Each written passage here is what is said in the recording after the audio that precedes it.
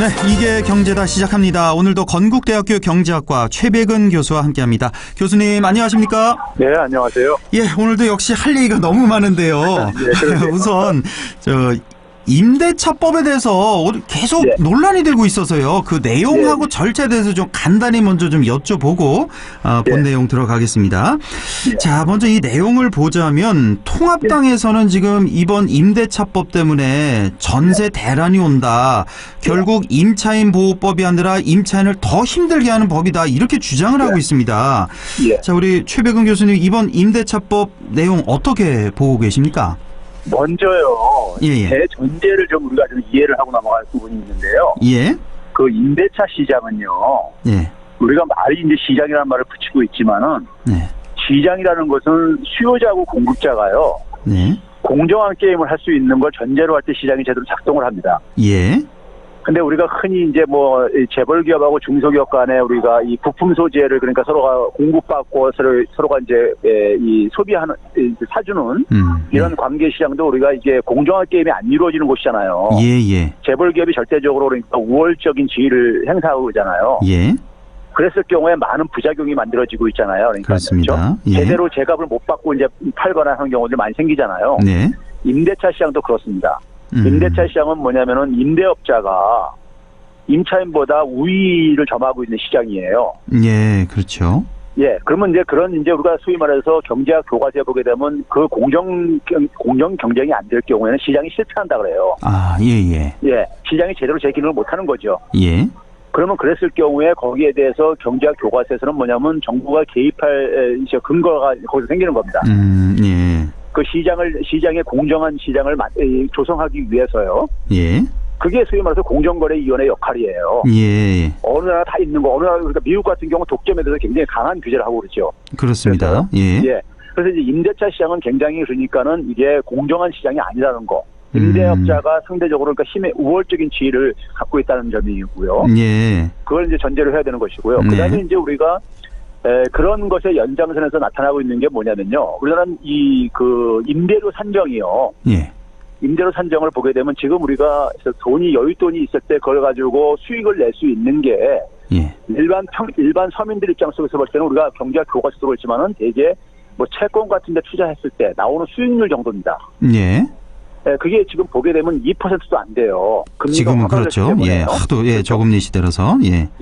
그러니까 안전하게 그러니까 수익을 얻을 수 있는 그런 투자 수익은 그러니까 지금 한 1.5%밖에 안 된다 이거예요. 예. 근데 우리가 임대 시장을 보게 되면 월세 같은 경우 보게 되면은 한 4 내지 5% 정도 이렇게 형성되고 있단 말이에요. 예. 그렇죠? 예. 그러면 그게 결국 뭘 의미하는 거냐면은 시장이 제대로 작동 안 된다는 얘기예요. 예. 그러니까 시장이 제대로 작동된다면 그것도 그러니까는 그런 소위 말해서 시장의 수익률에 수렴을 하게 돼 있어요. 예. 왜 그러냐면은 글로 다 돈들이 갈 테니까요. 그렇죠. 돈들이 가게 되고 거기서 그러니까 수익률이 떨어질 수밖에 없는 거니까 돈이 많이 가게 되면요. 예. 그렇죠. 그러니까 그만큼 시장이 제대로 우리가 이게 형성이 안 돼 있고 작동이 안 되고 있다는 걸 전제로 좀 얘기를 해야 되는 것이고요. 예.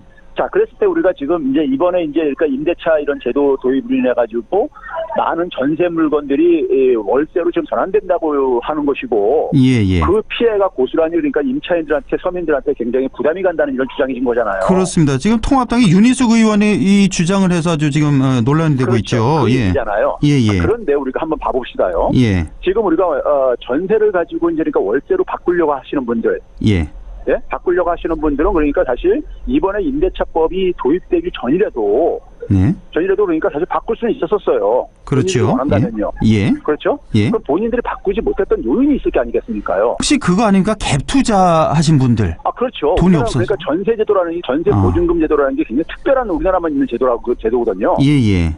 그러면 그 돈이 전세 시장의 규모가 한 600조 정도 돼요. 지금 전세 매출금이요. 예. 그러면 그거를 그러니까 다 돌려줘야 되는 거 대부분을 그러니까요. 그렇죠. 돌려줘야 월세로 이제 받을 수 있는 거니까. 그렇죠. 그러니까 그게 이제 그러니까 상당히 부담이 있을 수밖에 없는 부분이 있다 이거예요. 임대인 입장에서도 이게 그렇죠. 부담이다. 더군다나 임대 사업자로 그러니까 갭 투자를 통해서 임대 사업을 하시는 분들 같은 경우들은 대부분들이 그러니까 그런 전세 보증금을 가지고 전세 보증금을 그걸 전환시키기가 굉장히 힘든 부분들이에요. 그렇죠. 예. 그러면 그 집들은 그러니까 전세를 월세로 바꾸고 싶어도 못 바꾼다 이겁니다. 네, 예. 첫째는요. 예. 그렇죠. 두 번째는 뭐냐면은 이럴 수가 있어요. 그러니까 예를 들어서 지금 집을 그러니까는 살려고 하시던 분 중에서 예. 살려고 하시던 분 중에서 이번에 그러니까는 소위 이 그 부동산 대책이 좀 효과를 볼 것 같다고 생각하시는 분들은요. 예. 집에 대한 매수를 그러니까 좀 자제하고 예. 좀 이제 떨어졌을 때 좀 이제 사겠다든가 할 이런 마음을 갖고 있으신 분들은요. 예. 전세로 더 그러니까 가능한 한 살려고 할 게 아니겠습니까? 그렇죠. 예. 예? 예. 그러면 그런 이제 수요가 일부가 그러니까는 소위 전세 시장에 그러니까는 소위 수요자로 더 이제 진입할 수가 있는 거죠. 그렇죠. 예. 그러니까 전세 수요를 좀 증가시킬 수 있는 부분이 있는데, 예. 근데 저는 그 부분은 그렇게 크다고 지금 보진 않아요. 예. 크지 않고 그다음에 뭐냐면은 전세로 지금 살던 사람이 전세로 구할 때는 그러니까 지금 이번에 임대차 보호법 계약 갱신 청구권 때문에 예. 대부분이 그러니까 자기 전세 저거를 확보할 수 있는 장치가 지금 마련됐고요. 예. 예?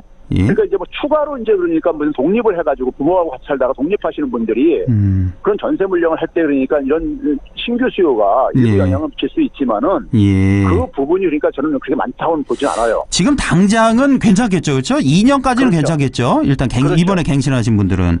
예. 그러면 이제 그런 점에서 봤을 때 그러니까는 지금 언론들이요. 네. 너무 과도하게 그러니까 과장을 해가지고 지금 그러니까는 소위 임대인들이 굉장히 고통을 받는다. 그러니까 분명히 월세가 전세보다는 그러니까 부담이 큰 건 사실입니다. 그렇죠. 앞에서 얘기했듯이 우리나라는 임대차 시장이 제대로 작동 안 하고 있다 보니까요. 예. 근데 그러다 보니까 이제 그 소위 말해서 임차인들의 그러니까 고통이 전세에서 월세로 바꿀 때 고통이 증가하는 건 사실인데 예. 그게 그러니까는 언론이 굉장히 신소봉되는 측면이 있다고 저는 봐요. 예. 예. 그렇군요. 알겠습니다. 이렇게 보시는 거. 그러니까 뭐 4년 후에 이 전세난 가중된 전세 싹 없어지고 다 월세로 바뀐다. 그래서 임차인들 더 힘들어질 거다. 이런 우려. 그리고 이거는 너무 침소봉대됐다. 예. 4년 후에도 이제 이게 거된다는 것도요. 예. 만약에 4년 동안에 그러니까 그래서 이번에 대책으로 인해 가지고 다주택자들이 집을 내놓게 되면요. 예. 내놓게 된다고 전제로 하는 겁니다. 내놓게 되면 집값이 하락을 하게 되면요. 예. 소위 말해서 그러니까는 임대차 시장에서 그러니까는 임대인의 그러니까 힘의 우월적인 지가 약화될 수가 있어요. 그럴 수밖에 없겠죠. 예. 예. 그러니까 4년 동안에 그러니까 이번에 정부 대책이 효과를 본다면은 예. 그래서 이 집 다주택 소유자들 집을 내놓을 수밖에 없다면은 저는 상당히 내놓을 수밖에 없다고 봐요. 이게 4년 동안 이 정책이 계속 제도가 유지가 된다면요. 그렇죠. 예. 그러면은 4년 후에도 걱정할 필요가 별로 없다 이거예요. 꼭 그렇게 되어야겠습니다. 정말. 예. 임차인들을 위해서라도. 예. 자, 또 하나 좀 간단히 좀 여쭤볼게요. 이번에 이제 절차 과정 얘기인데 사실 지난주 수요일, 목요일, 금요일 3일에 걸쳐서 법사위 통과하고 다음날 바로 본회의 통과하고 그 다음날 국무회의 원래 없었는데 이제 또 임시회까지 열어서 통과를 시켰단 말이에요. 속전속결로. 통합당 의회 독재다 이렇게 비난을 하고 있는데 이번에 이 입법 과정에 대해서 어떻게 생각하십니까, 교수님? 자, 지금 이제 우리가 가장 지금 정치는 기본적으로 국민에게 국민을 신명나게 해줘야 되는 거잖아요. 그렇죠. 예. 그렇죠. 예. 그러면 지금 국민들은 뭐냐면 부동산으로 인해 가지고 굉장히 고통스러워하고 있단 말이에요. 그렇습니다. 간에요. 예. 그게 이제 거기에 이제 저는 이제 원인 제공은 정부의 정치 같은 불신을 자초한 거예요. 예. 있어요. 제가 늘 그 비판적으로 평가하듯이요. 예. 네? 그러면 이게 불신이 된 상황 속에서 어떤 정책이 도입 때도 있잖아요. 정책이 작동이 안 돼요. 예. 네? 정부에 불신이 생기면요. 그렇습니다. 그럼 이 부분을 그러니까 빨리 해소하는 게 중요해. 정부 입장에서는요. 그래서 정부가 그러니까 주요 공직자들 그러니까 다주택자들 집 처분하라고 이렇게 막 하는 이유도 그거 회복 못하면요. 신뢰 회복 못하면 백약이 무효입니다. 예. 국민들이 그러니까 다 믿지 않으니까요. 예. 그렇죠? 그래서 정부가 그러니까는 지금 이 정치적인 부담에도 불구하고 그러니까 국민들한테 그러니까 빨리 그러니까 부동산 시장에 대한 그러니까 정부의 그러니까는 이 시그널을 확실한 시그널을 주기 위해서는 저는 불가피했다고 보고요. 불가피했다. 예. 불가피했다 보고 만약에 이게 그러니까는 뭐 합의하면 좋죠. 근데 우리 지금 의회 정치를 보게 되면 언제 뭐 합의라는 게 제대로 작동된 적이 있는가는 저는 되묻고 싶고요. 예. 시간을 준다고 해가지고 이제 뭐 합의가 도출되기 저는 쉽지 않다고 보고요. 그렇죠. 어차피 민주당이 다수당으로서 그러니까 여당으로서 그러니까는 이것을 처리하고 거기에 대한 결과를 그러니까 평가를 받으면 되는 거예요. 책임져야 되는 거죠. 그 결과에 대해서요. 예. 그걸로서 저는 평가를 받으면 된다고 생각합니다. 뭐 무리수를 두긴 뒀지만 어쩔 수 없는 과정이었고 또 나중에 또 책임을 지면 된다는 거고 여당에서. 예. 자, 오늘 본론 좀 들어가죠. 올해 2분기 경제 성장률 속속 발표가 되고 있는데 우리가 사실 지난주에도 얘기를 했었는데 예. 우리나라 왜 분기 대비해서 마이너스 3.3%, 전년 동기 대비해서 마이너스 2.9% 예. 이렇게 역성장했다 그러는데 예. 다른 나라들 뭐 주요 국가들 2분기 성장률이 발표가 됐네요. 보니까 속속들이 나오고 있습니다. 예, 교수님이 지난주에 예상하신 대로 패닉입니다. 패닉. 이런 경우가 없었죠. 전 세계. 없었습니다. 예. 와, 미국이 그나마 제일 괜찮았는데 마이너스 9.5%고 예. 뭐 유럽 대부분 나라 다 두 자릿수 마이너스고. 예, 맞습니다. 뭐 스페인 같은 경우 마이너스 22.1%니까요. 그러니까요. 와. 그렇죠. 그리고 뭐 이 신흥 국가 중에 하나인 멕시코 같은 경우도 18.9% 마이너스 18.9%고요. 멕시코도요. 멕시코도 심각하구나. 예. 혹시 일본 나왔습니까? 일본? 일본이 아직 안 나왔는데요. 아, 예. 전망치가 지금 그러니까 일본 내부에서 나오는 전망치가 한 마이너스 21% 정도 지금 얘기 나오는 것이 이게 가장 최근인데 일본은 근데 저는 성장률이 그렇게까지 최악으로 나올 것 같지는 않다고 생각하는 사람인데요. 아, 그래요? 왜 그러냐면요. 예. 일본이 그러니까 2차 추경까지 했는데 지금까지 5월달까지요. 예.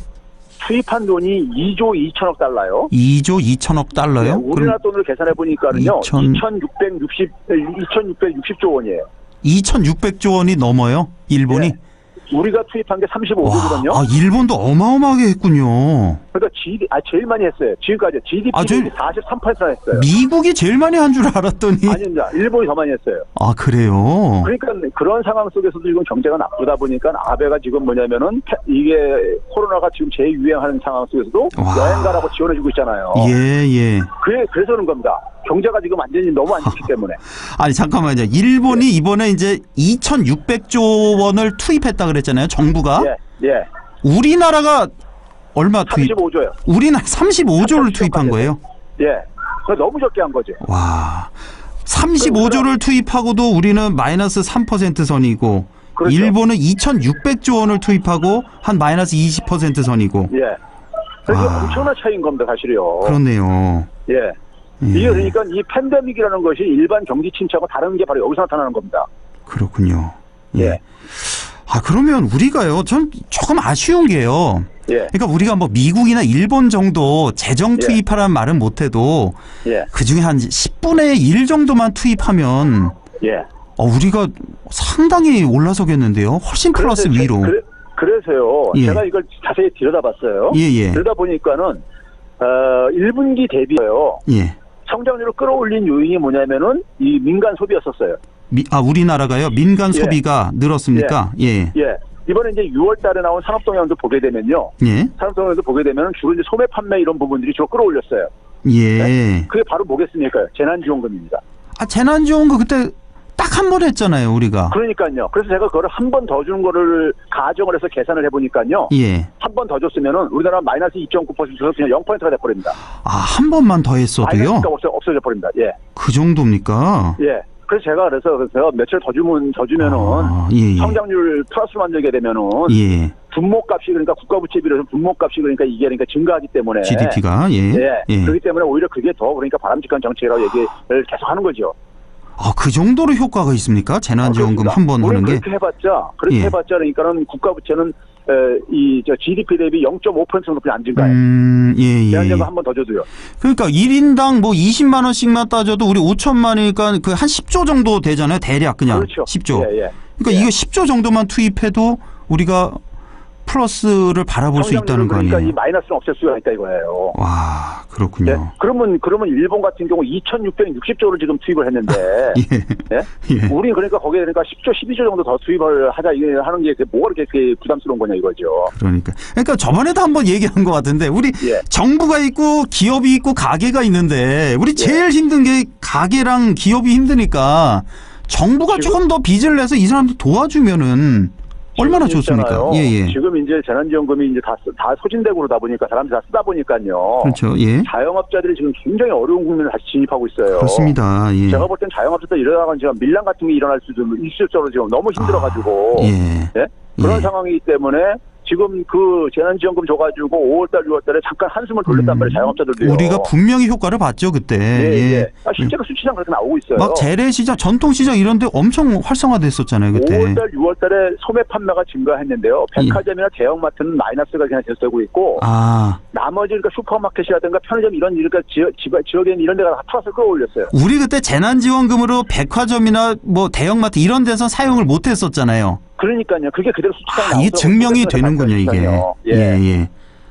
알겠습니다. 이거 참 정말 너무 생각할수록 아쉬운데요. 이거 좀 국민청원이라도 넣어서 정말 했으면 싶은 그런 마음이 드네요. 국가 경제에 대해서는 별로 그러니까 이 어떻게 되든 상관없고 자기들 그러니까 이해관계만 따지는 이 언론들이라든가 이 정당이라든가 이런 데서 그러니까 이건 좀 너무하는 거예요. 그렇네요. 그러니까 좀 그러니까 국민들한테 10조, 12조 정도 더 푸는 거 가지고 5천만 국민한테. 예. 알겠습니다. 자, 지금 한미 통화 스와프 이 얘기도 좀 하고 싶은데 이건 다음에 한 1분 정도 남았는데요. 지금 왜 강제징용 그 배상 판결로 일본 제철 왜 자산 매각 내일인가요? 내일부터 이제 돌입하잖아요. 매각할 수가 있잖아요. 그 일본이 지금 뭐 보복하겠다 우리에게 뭐 하겠다 그러는데 뭐 어떤 보복을 하겠다는 건지 그 보복이 좀 무서운 건지 이것 좀 말씀해 주세요. 결론적으로 보게 되면요. 일본이 보복하게 되면 자해행위, 두 번째 자해행위가 됩니다. 두 번. 지난 1년 전에 한번 자해행위를 했고. 또 다른 자해행위가 될 수밖에 없는데요. 예. 기본적으로 이제 금융보복을 이제 가끔 거론대 하고 그러는데. 뭐 금융, 관세 보복 이런 얘기 나오더라고요. 그렇죠. 예. 자, 금융보복 같은 게 간단히 얘기하면요. 일본 국가 신용등급이 우리보다 2단계가 낮습니다. 지금이요? 지금 우리보다 낮아요? 거기다가 지난주에 S&P하고 피치사에서 추가 강등 경고를 했어요. 일본에게? 지금 지금 아까 얘기했듯이 정부가 재정을 그렇게 투입을 하고 앉았으니까. 걱정하니까요. 그래서 지금 지난 3월 20일부터 그러니까는 이 달러 가격이 약세가 되면서요.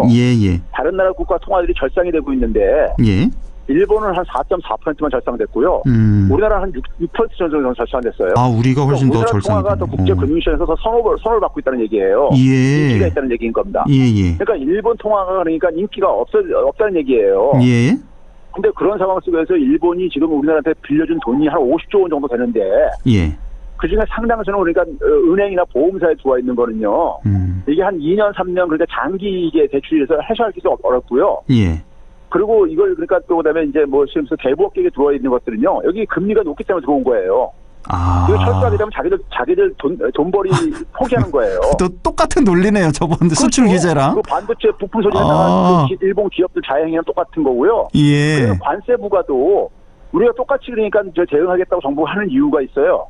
일본이 우리보다 그러니까 더 많이 일본 제품을 우리한테 수출을 해요. 우리가 항상 적자였으니까 일본에게. 미국하고 중국하고 할 때 관세 보고할 때요.